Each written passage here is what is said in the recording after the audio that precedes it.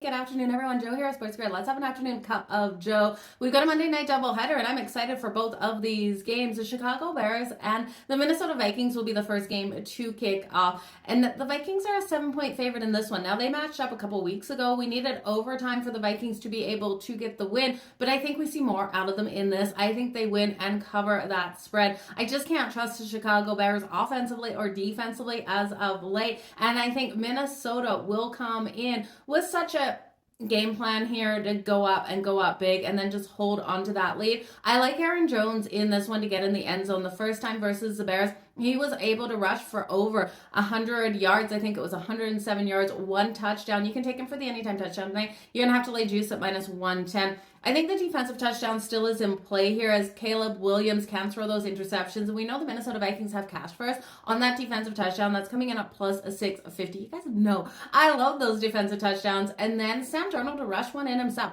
It's plus 550. You can't deny that connection, though, between him and Justin Jefferson and Jordan Addison with how strong he's been playing as of late. So I wanted to take Sam Darnold over 1.5 passing touchdowns. It's too juiced at minus 154. If you start to see the juice drop during the day, I would hit on that. I'm expecting a big day out of him.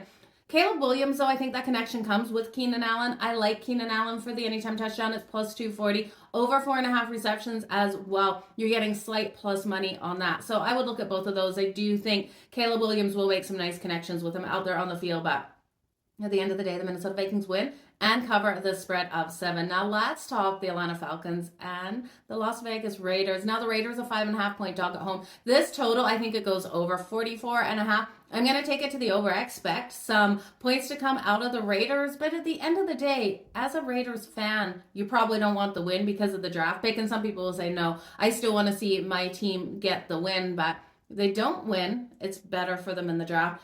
But how do you tell these players not to win tonight? That is extremely hard as a player to take a dive. They don't want to do that. So I'm expecting those points to come on the board by the Raiders as well. But I do think Cousins has to look better than he's looked over the last, 4 games. He's got a 0-8 touchdown to interception ratio. Yeah, absolutely disgusting. I'm going to bank on Cousins to come into Vegas and get a nice big win here.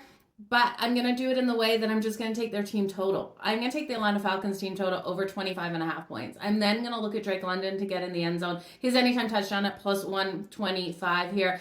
And then Cousins over his passing prop at 242.5. I think he's in for a big night. Now, when we look at the Raiders here, we can't deny Brock Bowers, how strong the tight end has been out there. I could see him getting in the end zone. It's plus 195 tonight. I also like Jacoby Myers here for that anytime touchdown. He's coming in at plus 195.